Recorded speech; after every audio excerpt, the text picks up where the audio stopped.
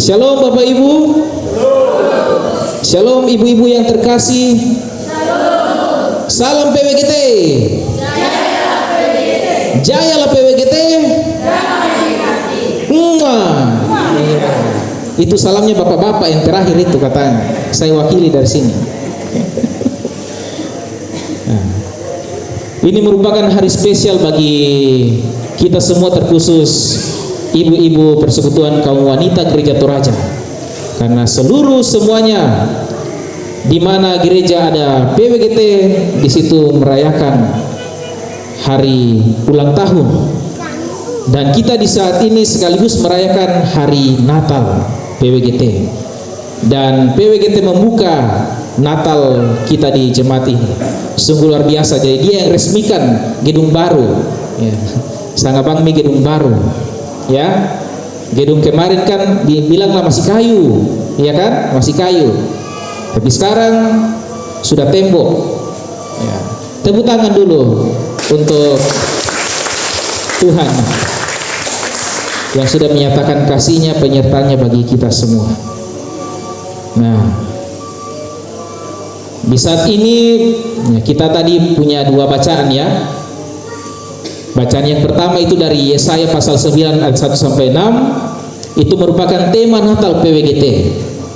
Coba baca semuanya tema Natalnya. Nikmati dan pancarkan damai sejahtera. Dan sekarang juga hari ulang tahun kan, ya dia punya tema Natal, tema ulang tahun secara khusus juga. Ya. Coba baca. Wah, di mana tema Natalnya, tema HUT-nya tertulis? Ya, di sana ya, di sudut sana bersama dengan hadiah-hadiah yang akan dibagikan kepada kita semua. Orang tua serta saudara-saudara yang terkasih, pernahkah kita ditanya, sudah menikah kah? Bagi kita yang sudah menikah mungkin pernah ditanya seperti itu ya? Pernah ya? Maka murka kebaine tu so anu, le anu. Dia mau cewekmu, dia mau cowokmu. Aduh. Kalau pemuda-pemudi pernah ditanya begitu? Sering ya, wah, Pak Chandra besar sekali suaranya karena mendesak sekali sudah orang ya. Kalau anak sekolah minggu pernah ditanya begitu kan? Bahaya itu. Kalau siapa yang tanya begitu lapor ya, nanti kita marahi dia. Masa sekolah minggu sudah ditanya-tanya begitu. Jangan dulu cewek cowok ya, jangan dulu cari cewek cari cowok ya, anak sekolah minggu ya. Biar yang masih SMP, yang sudah SMP juga tidak boleh. SMA juga fokus belajar. Lalu adakah mungkin yang ditanya bagi kita yang sudah menikah ya, dan belum punya anak, ditanya sudah adakah anggota? Bagi kita yang punya anak ya kita bisa percaya diri, saya sudah punya anak ya. Bagi yang belum ya bilang belum. Lalu yang sudah kakek nenek, sudah puluhan tahun menikah, ditanya sudah punya cucu atau belum? Ada yang sudah, ada yang belum. Lalu ada yang ditanya juga sudah kerja atau belum? Bagi pemuda-pemudi yang baru lulus SMA, ditanya sudah kerja, sudah kuliah, kerja di mana? Penghasilannya berapa? Kapan menikah?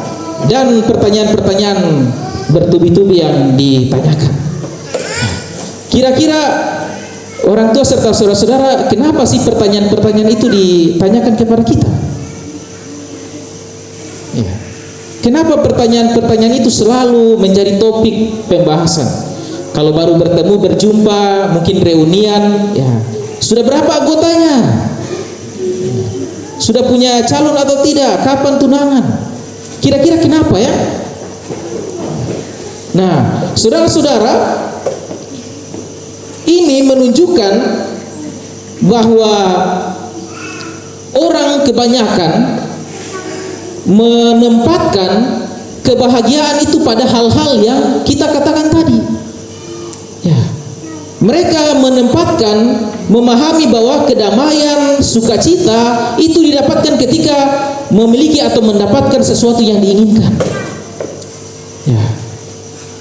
Mereka memahami kalau kita bahagia itu kalau menikah. Kita punya anak itu suatu hal yang bahagia. Kita punya cucu suatu hal yang sungguh luar biasa menyenangkan. Kita punya pekerjaan itu wah bangga sekali. Tapi apakah betul ketika kita sudah memiliki semuanya itu menjamin kebahagiaan kita? Saudara-saudara, ya. Apakah betul? Ternyata semua itu tidak menjamin kebahagiaan. Amin. Ya. Mungkin ada dari kita yang memahami kebahagiaan itu datang dari hal-hal tersebut, tetapi itu adalah pemahaman yang salah, saudara-saudara. Malah seringkali yang terjadi apa? Orang bilang menikah itu suatu kebahagiaan, tapi berapa banyak orang bercerai? Berapa banyak anak-anak Tuhan orang Kristen melakukan perceraian? Ya. Banyak orang Kristen melakukan perceraian. Apakah itu tanda mereka bahagia ketika menikah? Lalu berapa banyak orang tua yang membuang anaknya, yang menelantarkan anaknya? Kalau mendapatkan anak itu suatu sukacita yang bahagia. Berapa banyak orang tua, anak-anak muda yang melakukan aborsi, membunuh anaknya. Dan banyak sekali orang tua yang mengutuki anaknya karena apa? Durhaka. Banyak sekali. Apakah anak, kalau kita punya anak di dalam keluarga itu menjamin kebahagiaan? Tidak tentu. Tidak tentu. Demikian juga mendapatkan cucu. Apakah itu menjamin kebahagiaan? Berapa banyak cucu-cucu yang sudah bekerja yang menelantarkan kakek neneknya, lalu kemudian mendapatkan pekerjaan. Ya, waktu lulus SMA menggebu-gebu cari pekerjaan, tapi ketika mendapatkan pekerjaan apa yang terjadi? Mengeluh, aduh ternyata capek bekerja. Resign lagi, pergi cari ke tempat lain lagi. Tidak betah, keluar lagi, cari tempat lain lagi. Nah, mengeluh, masih mau kok. Siapa suruh hidup di dunia ini? Ya. Ternyata semuanya ini tidak menjamin kebahagiaan orang tua serta saudara-saudara. Malah itu merupakan sumber, itu menjadi sumber dari kemalangan, sumber dari konflik, sumber masalah, sumber penderitaan. Itu yang terjadi ketika kita menempatkan kebahagiaan itu pada hal-hal yang seperti itu tadi. Nah, saudara-saudara, sesungguhnya kedamaian, kesejahteraan yang kita damba-dambakan itu bukan terletak pada sesuatu yang kita miliki atau sesuatu yang kita bisa usahakan. Tetapi pada saat ini, Natal, kelahiran Yesus Kristus yang membawa damai sejahtera adalah sesuatu yang melekat pada kehadiran seorang anak, seorang raja damai. Kedamaian, kesejahteraan itu sesungguhnya terletak pada kelahiran seorang anak, seorang raja damai, yaitu siapa? Yesus Kristus. Dikatakan dalam bacaan kita dia adalah raja damai. Raja damai, King of Peace, Datu Kamarampasan. Artinya hanya dari dialah kita memperoleh kedamaian, saudara-saudara. Hanya dari Yesus Kristus kita memperoleh kedamaian. Lalu Raja Damai itu disebut, kalau kita baca-baca Alkitab, kita ingat-ingat, Tuhan Yesus itu biasa dijuluki dengan apa lagi?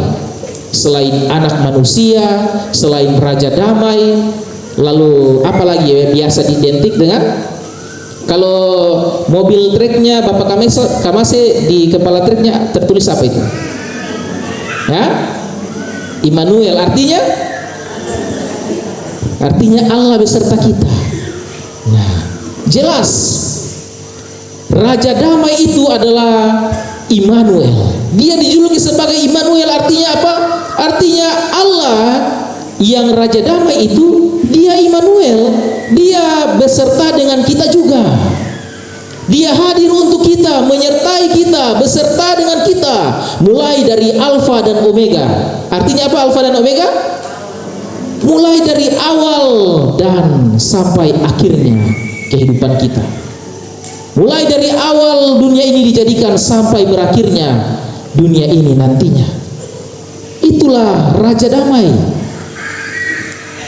Kita bisa menyimpulkan bahwa damai sejahtera yang menjadi nyata itu hadir melalui Allah Sang Raja Damai, yaitu Yesus Kristus di tengah-tengah kita yang selalu beserta dengan kita. Jadi sungguh luar biasa kedamaian itu dihadirkan oleh Yesus Kristus Sang Raja Damai, dan kedamaian itu selalu ada, tidak pernah berhenti dalam kehidupan kita. Nah, dalam konteks perjuangan kaum wanita Gereja Toraja, dalam konteks PWGT, dunia saat ini tidak baik-baik saja. Banyak sekali hal-hal yang buruk terjadi sekarang. Dunia ini dirundung oleh kegelapan, oleh kekelaman, oleh tekanan-tekanan, penindasan, diskriminasi terhadap kaum perempuan, kaum anak-anak. Khususnya perempuan itu dianggap kaum yang terpinggirkan, tidak punya peran. Kekerasan terhadap ibu dan anak terjadi apa? Konflik antara ibu-ibu, ya. Terjadi sipak akada bokok bang. Dan banyak lagi konflik-konflik internal yang terjadi. Dalam kondisi inilah Natal memberi harapan bahwa Allah tidak diam atas penderitaan umatnya. Allah tidak berdiam diri, tetapi Natal menegaskan bahwa Allah yang Immanuel itu memberi damai sejahtera bagi kita. Ya. Sudahkah ibu-ibu terkasih merasakan damai sejahtera itu? Sudahkah adik-adik merasakan damai sejahtera? Bapak-bapak dan kita semua yang boleh hadir sudah merasakan damai sejahtera dari Tuhan Yesus? Pertanyaan ini perlu kita renungkan bersama. Dalam Yesaya yang kita baca tadi ini menarik. Yesaya mengatakan bahwa berjalan dalam terang adalah berjalan dengan Dia Sang Penasihat Ajaib. Sang Penasihat Ajaib itu pertama. Lalu dikatakan bahwa Allah yang perkasa, Allah yang perkasa. Lalu yang ketiga, Dia adalah Bapa yang kekal. Lalu yang keempat, Dia adalah Raja Damai. Perhatikan itu. Kita berjalan bersama dengan Allah yang merupakan penasihat ajaib, Allah yang perkasa, Allah yang kekal, dan Dia Raja Damai. Jadi pesannya jelas, saudara-saudara, bahwa jika persoalan kehidupan membawa kita pada kebingungan, Dia ada. Allah ada sebagai Allah penasihat ajaib. Ketika kita ada dalam kebingungan, Allah hadir sebagai penasihat ajaib, memberikan kita solusi, memberikan kita jalan keluar. Penasihat ajaib. Lalu kemudian jika kita ada dalam persoalan, dalam bentuk penindasan, dalam penderitaan, Dia ada. Allah ada sebagai Allah yang perkasa, Allah yang kuat, yang siap untuk membela kita, yang siap untuk menyelesaikan setiap persoalan kita. Dia ada sebagai Allah yang perkasa, Allah yang kuat. Jadi kita tidak perlu khawatir. Kita bersama-sama dengan Allah yang perkasa. Lalu yang kemudian, jika persoalan datang menggelisahkan kehidupan kita, maka Dia ada sebagai Allah yang membawa kedamaian. Saudara-saudara, pesannya jelas. Dia adalah Allah yang bisa kita andalkan dalam segala situasi kondisi kehidupan kita. Dengan demikian kehidupan kita selalu ada dalam cinta kasih Allah yang terwujud secara sempurna.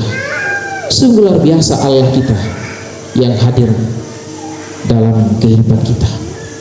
Lalu sebagai orang percaya, saudara-saudara, cinta Allah itu yang menamaikan, yang kita terima, yang kita sudah nikmati sebagai kasih karunia.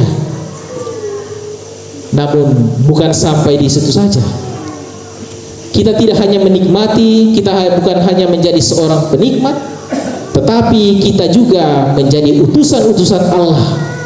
Kita diutus untuk memberitakan cinta kasih Allah yang membebaskan, yang membaharui dunia ini. Jadi kita hadir di tengah-tengah dunia ini menjadi mandataris Allah, menjadi brand ambasador Allah, menjadi alat-alat Tuhan, alat kebenaran dalam kehidupan kita sehari-hari. Contohnya, kita memancarkan damai sejahtera itu seperti apa? Contoh kecil ya, tidak suka marah-marah. Jangan suka marah-marah ya ibu-ibu ya. Jangan suka marah-marah ya mama ya. Ya bapak ya. Adik-adik sekolah minggu juga jangan suka marah-marah. Jangan suka marah-marah mama sama bapaknya. Kalau minta sesuatu, kalau belum dikasih jangan marah-marah ya. Jangan pecu, jangan meraju ya adik-adik ya. Kalau bapak ibu-ibu ada yang pecu juga kan? Ya.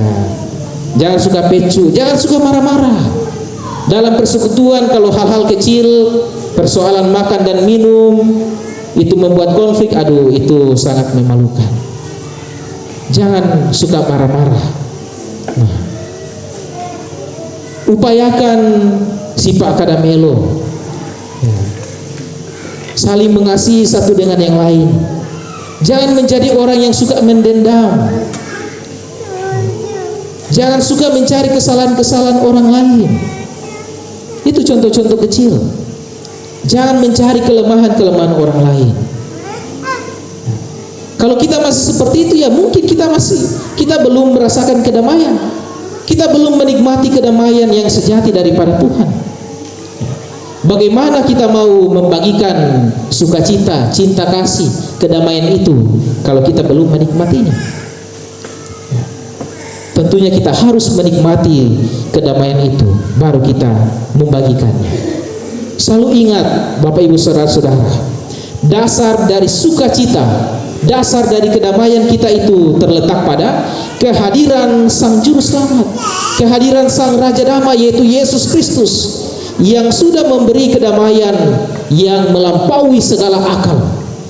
Ya, biasanya kalau pendeta kasih berkat kan, Tuhan kiranya Allah memberikan kedamaian yang melampaui segala akal itu menyertai kamu. Luar biasa itu, bagaimana itu kedamaian yang melampaui segala akal.